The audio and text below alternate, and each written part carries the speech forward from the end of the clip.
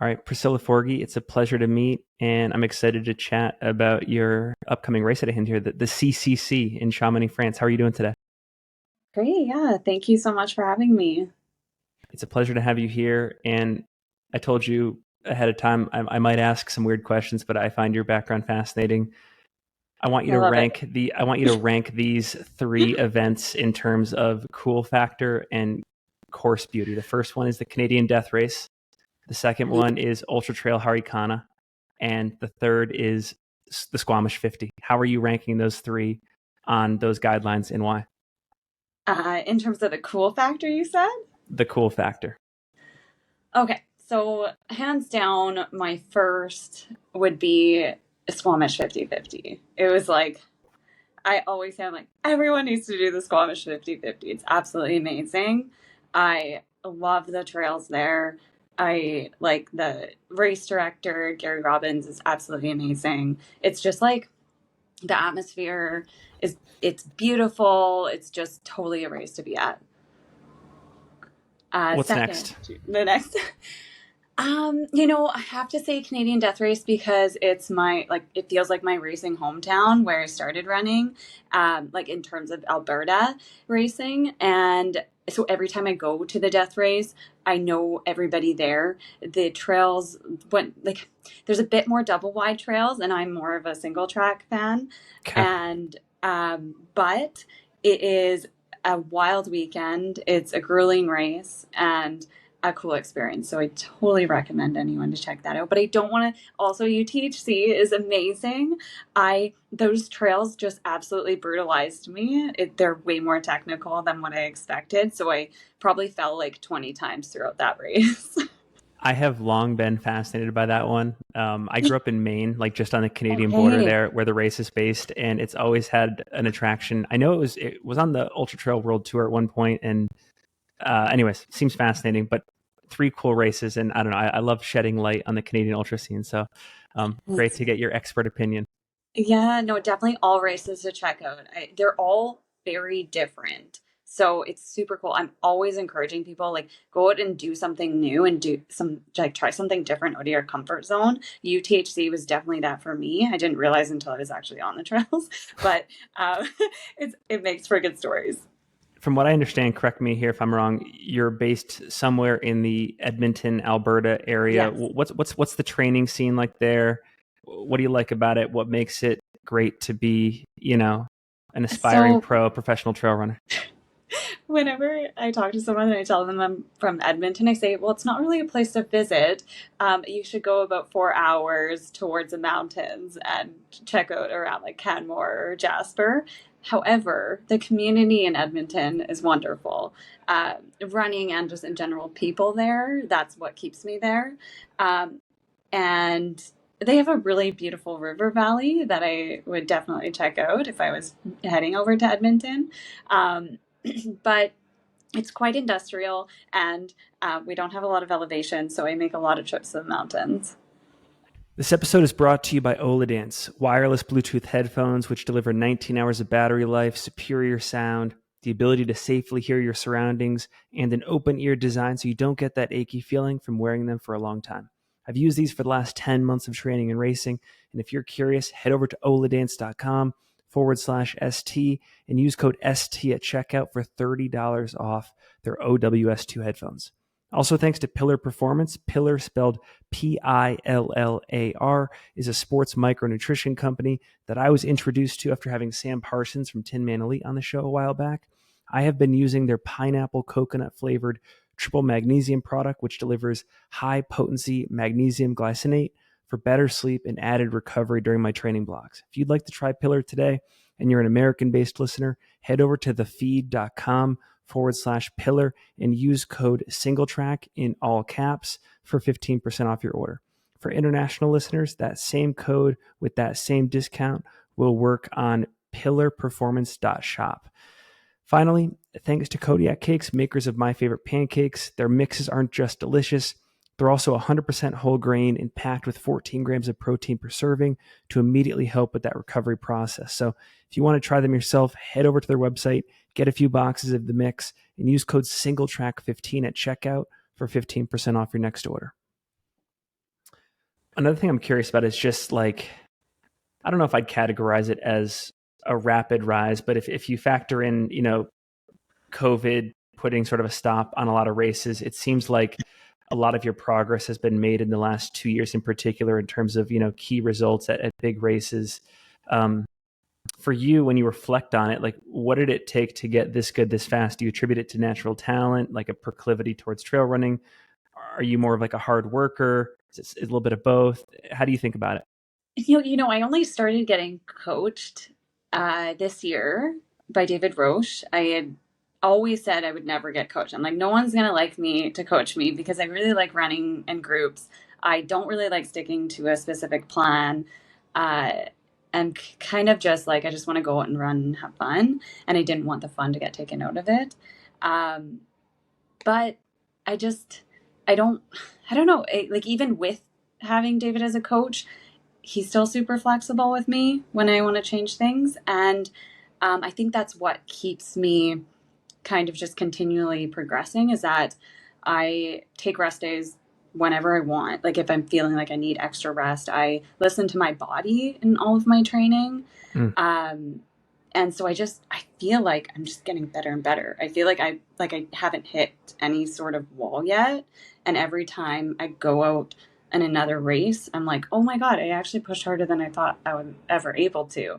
And I'm like, there's just so much more. Like I can just keep on pushing, and it's kind of cool to see what I'm capable of and what that kind of like, I guess, like what people would say, like that pain cave is. It just seems to just getting bigger and bigger for me. So it's kind of interesting to explore that. That's straight out of the Courtney Dauwalter Yeah. book of Ultra. I love it. I love it. And I was going to ask you, like, what the major takeaways from Western States were in what you learned about yourself. And it sounds like, and again, you can add to this, but it sounds like one of them was, the reservoir is even bigger than you thought it was, and Yeah. maybe there's more to give it, like CCC.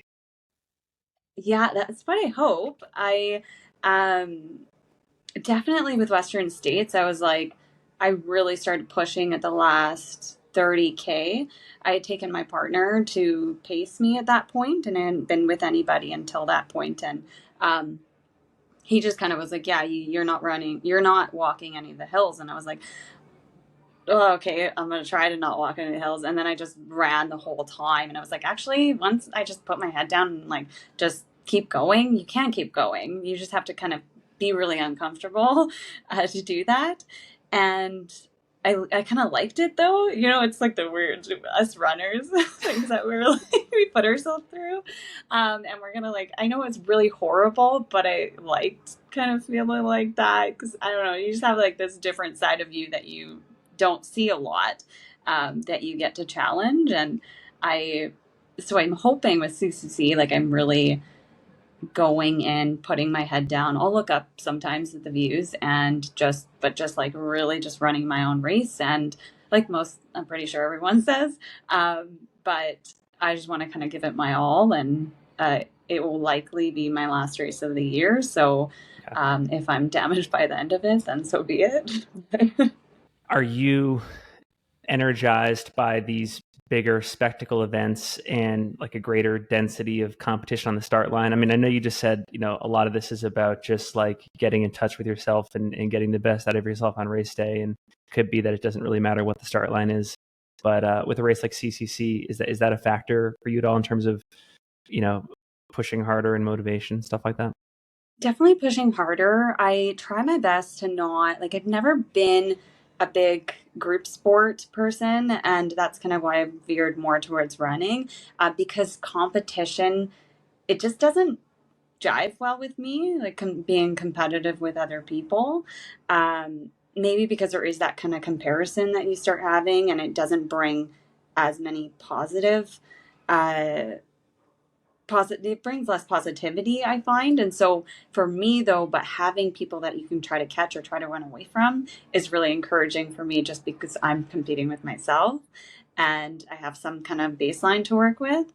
So I'm excited for that. Western States was like so freaking competitive, and I loved it, and I didn't think I would. And so I hope CCC is the same. I hope I'm not running with as many women. So, but I will be fine with it. I'm just hoping I can like kind of get away from some people and run alone for a while.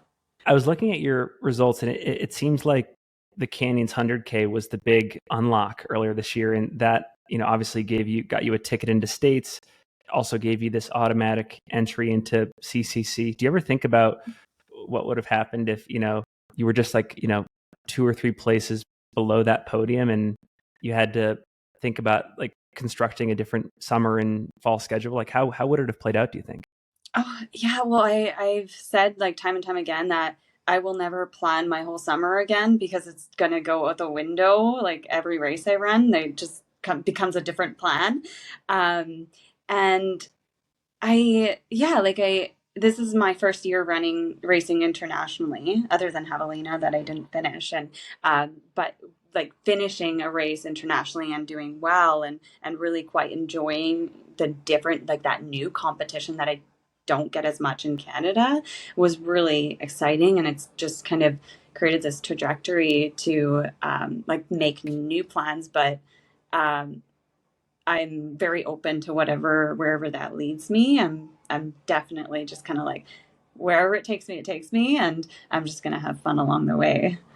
Which race do you think suits your natural skill sets better? Like, is it a race like Western States where there's more running involved? Is it a race like CCC where there's it's more of a classic Yeah, mountain course? very What are your different, thoughts right? though? I thought it was CCC, but when I raced Western States, I was like, oh, this is actually, I can do a lot better next year. And I actually really like this style of racing because it's so flowy and you can just really push yourself and run the whole race. Um, but CCC, like I love mountains. I love what goes up must come down. And I'm like a very big fan of running fast downhill. So I am hoping that the trails will be similar to the ones that I have in the mountains in Alberta. Did Western States beat you up at all, or did you feel like you were able to bounce back pretty quickly and there was a lot of confidence there in terms of getting solid training in or maintaining fitness before this race? Yeah, like I had no idea what to expect. And I that was my first 100 miler, and I've heard that's kind of the one that trashes you the most. And then it's kind of up from there. But I felt like I bounced back very quickly. I also was very very mindful to take like I think I took a week rest and then really slowly started getting back into running when I felt like my body was ready.